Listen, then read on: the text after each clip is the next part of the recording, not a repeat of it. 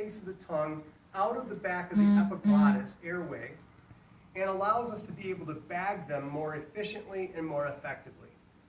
The measurement for this is from the corner of the mouth to the earlobe. As we can see, this first OPA is too short.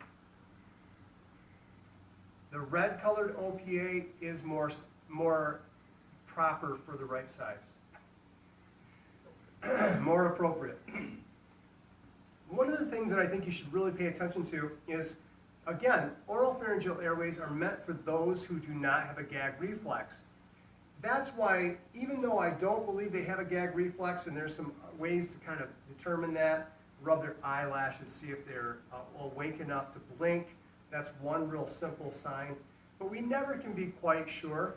So having a portable suction or an automatic suction unit is always a great idea to have on hand with your assistant in case we begin to actually place the oropharyngeal airway and then they vomit.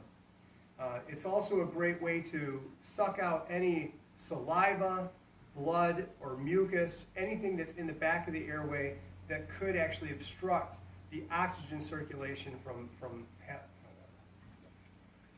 the proper placement of the OPA is the 180 clock turn. So what we're going to do is we're going to bring this, we're going to head tilt chin lift, then we're going to slip the oropharyngeal airway in so that the curved section is pointed towards the roof of the mouth.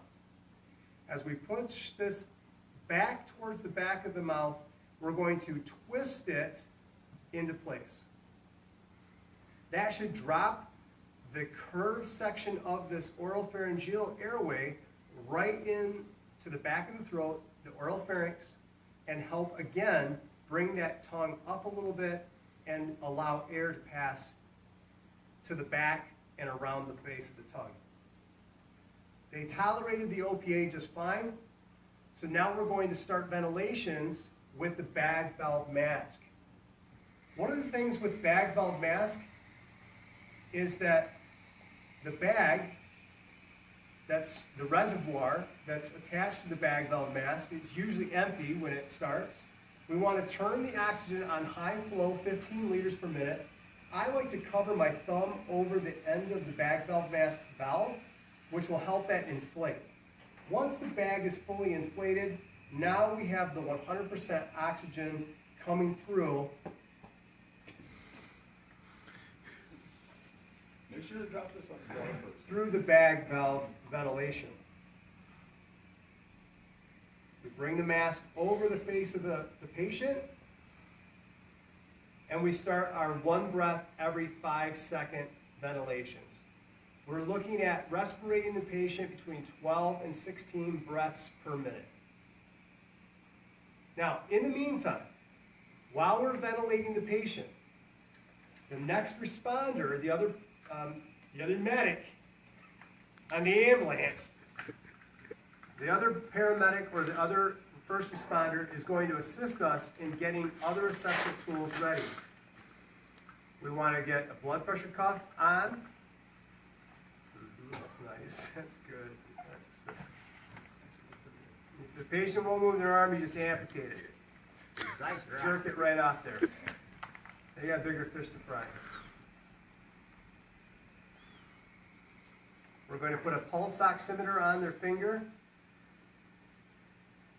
Remember, we're not going to be using capnography at this point because we don't have an endotracheal tube placement yet. 1 breath would be 3 to 5 seconds. We're now going to also put them on the ECG monitor. And then we're going to prepare this patient for the next level of care. If we're in the hospital, this is going to include IV access. In most cases, you're going to then turn into a monster. I'm trying to figure out what I'm saying.